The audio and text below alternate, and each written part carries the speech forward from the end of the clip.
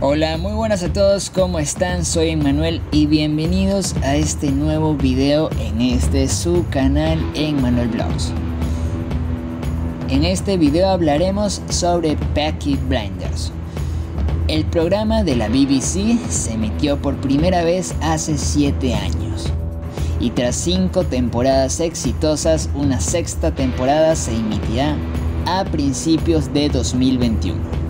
El último episodio, que terminó después de un complot frustrado para asesinar al fascista Oswald Mosley, fue visto por 3.84 millones de personas.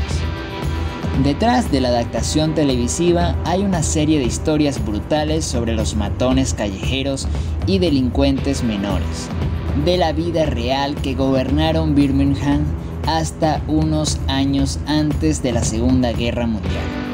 El historiador Andrew Davies reveló las historias reales detrás de la pandilla y expuso un mito que se muestra en el programa de televisión. El señor Davies explicó que los Peaky Blinders no eran un grupo delictivo real y que el término describía a un joven que se presume es miembro de una pandilla.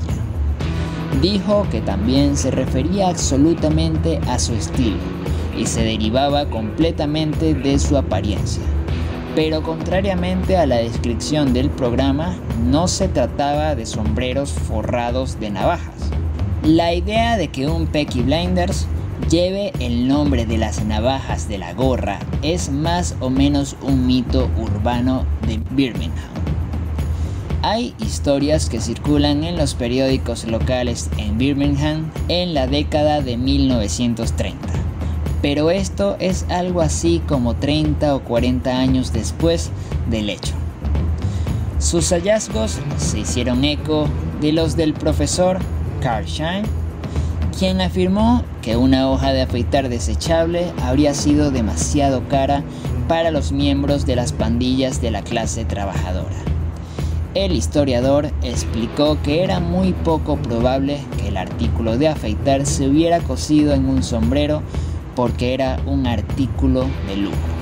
El profesor también agregó que no habría sido un arma práctica, debido a que era difícil golpear a un objeto con el ala de un sombrero donde se guardaba la navaja mientras se realizaba un movimiento de corte. No sé si ahora quita un poco de protagonismo que se revele este mito a la serie, pero sigue siendo una grandiosa serie. Y bien amigos, sin más nada que agregar, soy Emmanuel y nos vemos en un próximo video. Chao, chao.